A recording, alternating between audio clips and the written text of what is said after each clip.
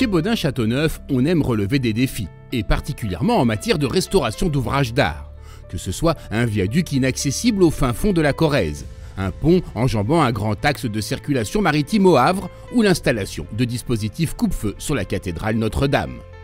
C'est ainsi que le 24 juin 2024, les équipes se retrouvent sur le parvis de la gare de La Rochelle pour mettre une fois de plus en pratique leur savoir-faire. L'objectif, déposer le lanternon, inscrit monument historique, situé à 40 mètres du sol au pied de l'entrée principale de la gare. En place, nous avons une grue automotrice de 250 tonnes. Derrière, nous avons une équipe de 4 personnes qui étaient là 2 semaines avant l'opération du soir pour préparer le lanternon avec des mises en place de renforts. En complément du défi technique, la SNCF avait imposé un timing serré avec une dépose impérative avant les vacances d'été obligeant à la réalisation en urgence d'une coiffe provisoire pour remplacer le lanternon original. L'enjeu était de réussir à valider le principe et les plans dans un temps record et de fabrication pour maintenir les délais restreints imposés.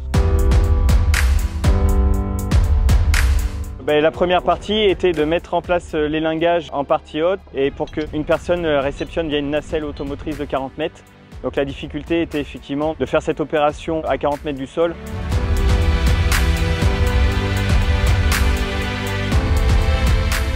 Une fois le lanternon pris en charge par la grue, la coupe des 12 poteaux peut débuter.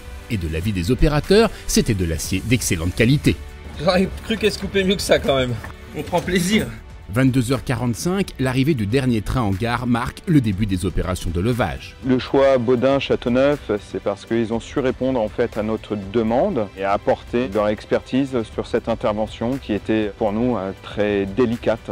Et de manière sécuritaire, il était impératif que ceci se fasse de nuit. Lève au crochet, vas-y, lève. Vas-y, va sur ta droite, vas-y, écarte-toi du bâtiment. Allez. Le défi, c'était de réussir à descendre cet élément-là sans dommage, donc il fallait une compétence forte sur cette intervention. On descend, on descend. Dans un premier temps, le cœur s'est mis à battre assez fort en disant on touche un élément quand même important. Puis, qu'on le voit descendre, on se dit ça y est, les travaux prennent forme enfin. Pour nous, c'est une forme de réussite. Mate la grue.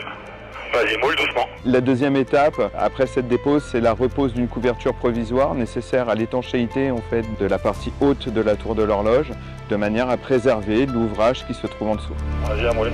Stop. On va pouvoir avoir accès beaucoup plus facilement pour faire les études.